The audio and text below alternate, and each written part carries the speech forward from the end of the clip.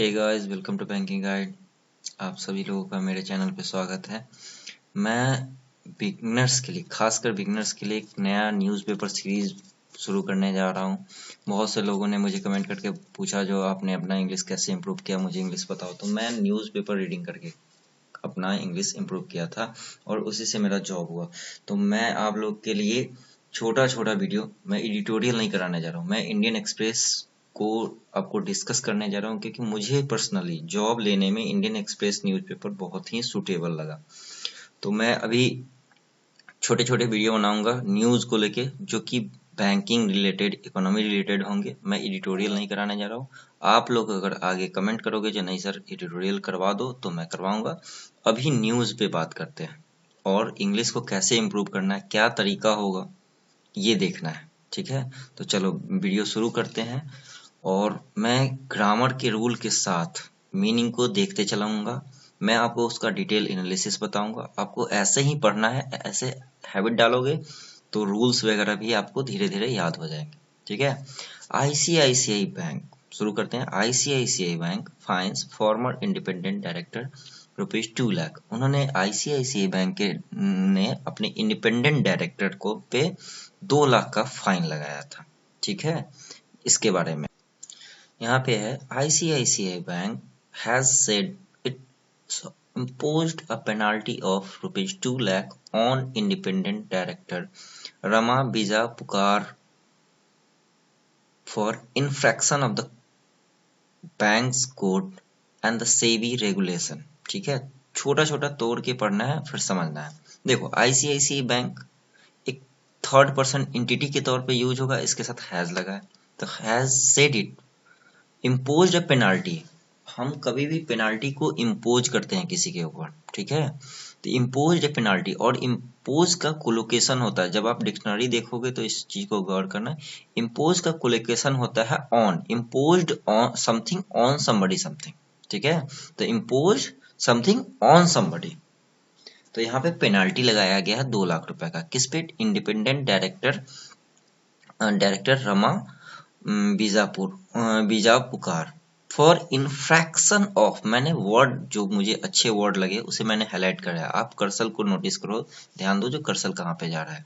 ठीक है, infraction of the bank's code. देखो, infraction of violation of something. आप कोई चीज रूल को वायलेट करते हो, उसको नहीं मानते हो, तो उसका वायलेशन जो होता है उसी का साइन है इन्फ्रैक्शन। इन्फ्रैक्शन के साथ ऑफ आता है, infraction of something, infarction of law. ठीक है, तो उन्होंने क्या किया, रमा जो डायरेक्टर थी वो बैंक्स के कोड ऑफ कंडक्ट होता है, उसके रूल होते हैं, उसको नहीं माना था। एंड द सेबी रेगुलेशन, और सेबी के रेगुलेशन को भी इन्होंने नहीं माना। While purchasing the bank share, किस समय? जब ये बैंक के शेयर को परचेज कर रहे थे। वाइल यहाँ पे एज ए कंजंक्शन यूज हुआ है। ठीक है, जब ये शेयर को खरीद रहे थे। वीजा और कार क्विट एज इंडिपेंडेंट डायरेक्टर, उन्होंने अपना जॉब छोड़ दिया। ठीक है, विथ इफेक्ट फ्रॉम जनवरी 23। किस डेट से? तो जनवरी 23 से ये इफेक्टेड हुआ इनका रेजिग्नेशन। फिर आगे बात करूं तो the bank said independent financial advisor of Rama Bijapurkar, जो उनका रमा का जो फाइनेंशियल एडवाइजर था। ठीक है, ये तो इंडिपेंडेंट डायरेक्टर थे, इनका जो फाइनेंशियल एडवाइजर था परचेज्ड, उन्होंने परचेज किया 4,900 equity shares of the bank in her account without prior notice, prior intimation to her. उनके जो फाइनेंशियल एडवाइजर थे उन्होंने 4,900 इक्विटी शेयर्स खरीदे थे बिना कोई नोटिस के, विदाउट प्रायर। प्रायर मतलब बहुत पहले। ठीक है, इंटीमेशन मतलब किसी को कोई किसी चीज के बारे में बता देना, पहले नोटिस देना, इंटीमेट करना किसी को, जो हाँ हम आपसे ये चीज खरीद रहे हैं। तो intimation to her when the trading window was closed on January 5, 2022। जब 5 जनवरी को ट्रेडिंग जो विंडो होता है शेयर मार्केट खरीदने का वो क्लोज हो चुका था, उसके बाद इन्होंने शेयर खरीदा। तो ये बैंक कोड और सेबी के रेगुलेशन को वायलेट किया था, इसी कारण से इन पे पेनाल्टी लगाया गया। अब आते हैं the audit committee of the bank ने एक ऑडिट कमिटी अपनी बनाई थी, was notified of this incident. उस बैंक की जो ऑडिट कमेटी थी उसको इस इंसिडेंट के बारे में बताया गया। It said based on Bijapurkar's submission, जो उन्होंने अपना रिपोर्ट सबमिट किया, इट इज कंक्लूडेड, यह माना गया। कंक्लूजन, किसी चीज का कंक्लूजन निकालना या कंक्लूड करना मतलब उसको समाप्त करना। It is concluded that this was an inadvertent trade made without any intent to violate the bank's code। देखिए यहाँ पे क्या, it is concluded, ऐसा माना गया, that यहाँ पे आपका कंजंक्शन का रोल निभा रहा है। This was an inadvertent trade, मतलब एक ऐसा ट्रेड किया गया था जो इनएडवर्टेंट था।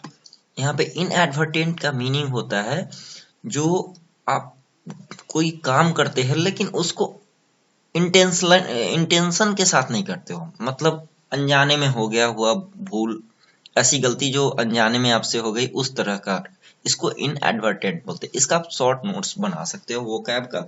इनएडवर्टेंट मतलब जो अनजाने में आपसे हो जाती है गलती। तो it is concluded that this was an inadvertent trade made without any intent, ऐसा ये किया गया विदाउट एनी इंटेंट। इंटेंट मतलब उद्देश्य आपका, to violate the bank's code, ऐसा उनका कोई इंटेंशन नहीं था कि बैंक के कोड जो रूल्स है उसको वायलेट किया जाए। On prohibition of the insider trading, देखो प्रोहिबिशन मतलब होता है निषेध, कोई चीज को मना करना, बंद करना, प्रोहिबिटेड है। ऑफ इनसाइडर ट्रेडिंग और the SEBI prohibition of insider trading. देखो इनसाइडर ट्रेडिंग के बारे में मैं थोड़ा बता देता हूँ। जो कोई भी कंपनी का डायरेक्टर है उसका रिलेटिव अगर कोई शेयर खरीद लेता है वो अंदर कंपनी के इनसाइड इंफॉर्मेशन को यूज करके, तो उससे क्या होता है, ये इलीगल होता है। बस इतना ही जानो, आगे देखें। रेगुलेशन 2015, सेबी रेगुलेशन, सेबी का ये रेगुलेशन था, ठीक है। Bank said in an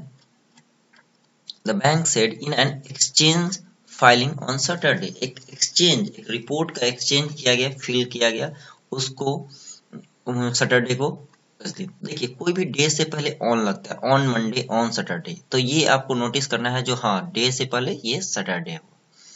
however, अब हाउएवर क्या है, कॉन्ट्रास्ट शो कर रहा है, कंजंक्शन है जो कॉन्ट्रास्ट शो कर रहा है।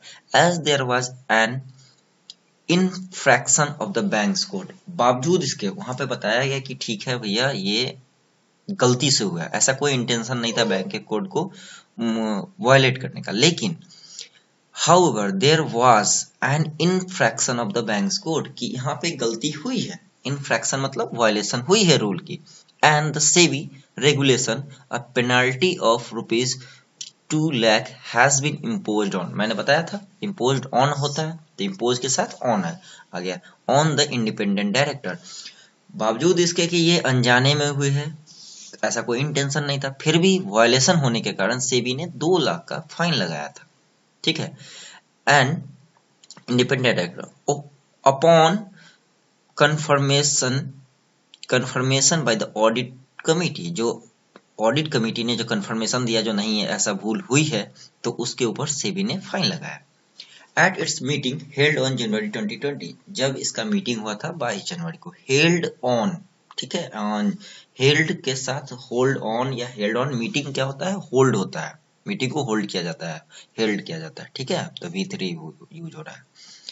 इन हर रेजिग्नेशन लेटर, उन्होंने रिजाइन कर दिया, जाहिर सी बात है उनके ऊपर ये ब्लेम आया तो उन्होंने रिजाइन कर दिया। In her resignation letter dated January 21 जनवरी को उन्होंने अपना रेजिग्नेशन दे दिया। Bijapurkar said I have recently been given to understand by management. I have, first person के लिए आई के साथ हैव का यूज हो जाता है। आई हैव रिसेंटली, ये एडवर्ब ऑफ टाइम है, एलवाई लगता है।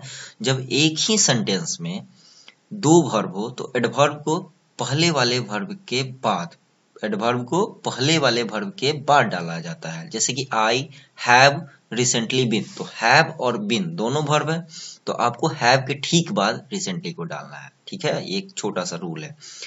I have recently been given to understand by management that my teaching activity in the area of market and business strategy at an educational institute with which I am associated। ठीक है, तो इसको छोटा छोटा करके पढ़ते हैं। I have recently been given to understand, मुझे इस बारे में बताया गया, मैं जानकारी मिली भाई मैनेजमेंट के द्वारा, दैट कि माई टीचिंग एक्टिविटी, जो उनका कुछ टीचिंग करती होंगी, वो पढ़ाती होंगी कुछ activity in the area of market and business strategy, वो मार्केट के क्षेत्र में और बिजनेस स्ट्रैटेजी के क्षेत्र में जो टीचिंग करती हैं एट एन एजुकेशनल इंस्टीट्यूशन, एक किसी शैक्षणिक संस्थान एजुकेशनल इंस्टीट्यूशन में पढ़ाती थी, विथ विच, जिसके साथ, आई एम एसोसिएटेड विथ, वो रमा जो है वो बोल रहे हैं जिससे मैं जुड़ी हुई हूँ, I am associated, and my research activity on India's consumer economy, and जो मेरा जो एक्टिविटी है, मेरा रिसर्च है, वो रिसर्च कर रही है इंडिया के कंज्यूमर इकोनॉमी को लेके, at a not for profit research centre. ये क्या है, वो कहाँ पे कर रही है, at a not for profit research centre, एक ऐसे संस्था में जो प्रॉफिट के लिए काम नहीं करता, उस संस्था में ये अपना रिसर्च कर रही है, with which I am associated, जिसके साथ वो जुड़ी हुई है, वो कर रही है, मैं इसके साथ जुड़ी हुई हूँ, ठीक है, which may require me to occasionally engage with, जो मैं शिक्षण संस्थान से जुड़ी हुई हूँ उनका कहना है, विच मे रिक्वायर, वहां पे जरूरत होती है कभी कभी, ओकेजनली, कभी कभी, ओकेजनली मतलब कभी कभी, इंगेज विथ, किसी के साथ जुड़ना, इंगेज होना, किसी के साथ जुड़ना, इंगेज का कोलोकेशन होता है engage with other financial service companies, वहां मुझे क्या करना, उनका करना है, वहां मुझे फाइनेंशियल सर्विस कंपनी के साथ जुड़ना होता है अपने रिसर्च वर्क के लिए, और द इन्वेस्टर कम्युनिटी, और इन्वेस्टर कम्युनिटी के साथ भी बात करनी होती है। could be in violation of the conflict of the interest policy, ये क्या हो सकता है, could be, पॉसिबिलिटी को बता रहे हैं कि ये वायलेशन हो सकता है किस चीज का, conflict of the interest policy of the bank, कि जो बैंक की जो पॉलिसी है उसके बीच में कॉन्फ्लिक्ट हो सकता है, क्यों, कॉन्फ्लिक्ट ऑफ इंटरेस्ट हो सकता है, वहां पे मान लो ये अपना कुछ इंफॉर्मेशन शेयर कर देती है इन्वेस्टर्स के बीच में, इन्वेस्टर्स बैंक का शेयर खरीद लेते हैं, तो इससे क्या हो जाएगा, ये कॉन्फ्लिक्ट ऑफ इंटरेस्ट हो गया, कॉन्फ्लिक्ट मतलब किसी के बीच में मतभेद, ठीक है, of the bank and the regulator, और बैंक और रेगुलेटर के बीच में, even in the event of no direct remuneration being earn, बावजूद इसके कि यहाँ पे इवेंट में उनको कोई भी डायरेक्ट रेम्यूनरेशन नहीं मिला है। रेम्यूनरेशन मतलब होता है कि आप कहीं ओकेजनली जाते हो और कुछ वहां पे लेक्चर देते हो या मेहनत करते हो, कुछ काम कर देते हो किसी संस्था के लिए, तो वो आपको जो आपका पारिश्रमिक जो देते हैं उसको रेम्यूनरेशन बोलते हैं, जो आप काम किए उनके लिए उसको रेम्यूनरेशन बोलते हैं।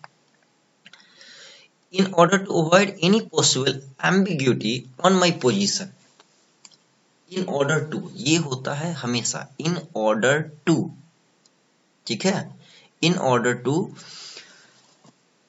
ये रट्टा मार लो, इन ऑर्डर टू ही होता है, in order to avoid, avoid मतलब टालना, एनी पॉसिबल एम्बिग्यूटी, एम्बिग्यूटी मतलब होता है कंफ्यूजन, ठीक है, in order to avoid any possible ambiguity, आगे उनका कहना है कि मैं कोई भी कंफ्यूजन आगे नहीं होने देना चाहती हूँ, ऑन माई पोजिशन, मेरे अपने खुद के पोजिशन पे, एट एनी फ्यूचर डेट, कि फ्यूचर में किसी भी डेट को कोई कंफ्यूजन ना हो, as a result of this activity, इस एक्टिविटी के रिजल्ट के तौर पे, I have decided to step down, I have decided to do सब होता है, ठीक है, I have decided to step down, step down एक फ्रेजल वर्ब है जिसका मतलब होता है अपने पद से रिजाइन कर देना, step down, I have decided to step down, she made in the letter, जो उन्होंने ये बात अपने लेटर में बोली, which was sent to the stock exchange, जो लेटर भेजा गया था किसे, स्टॉक एक्सचेंज के पास। That's all, यही न्यूज थी, बैंकिंग रिलेटेड न्यूज थी, इसीलिए मैंने करा है। अब इसमें आप लोगों को वीडियो अगर पसंद आता है तो लाइक करो, शेयर करो और सब्सक्राइब करो, जितने लोगों के साथ हो सके शेयर करो, और वो कैब जो इसने मैंने हाईलाइट किया है ऐसे आप पढ़ो खुद से, आपको जो वोकैब नहीं आता है उसका नोट्स बनाओ या याद करो, और जो मैंने बनाया उसके बारे में वोकैब को नोट करो और उसका एक एग्जाम्पल लेके उसे याद करो। ठीक है, बाकी मैं वीडियो बनाऊंगा फिर आगे। दैट्स ऑल अभी के लिए, थैंक यू, बाय।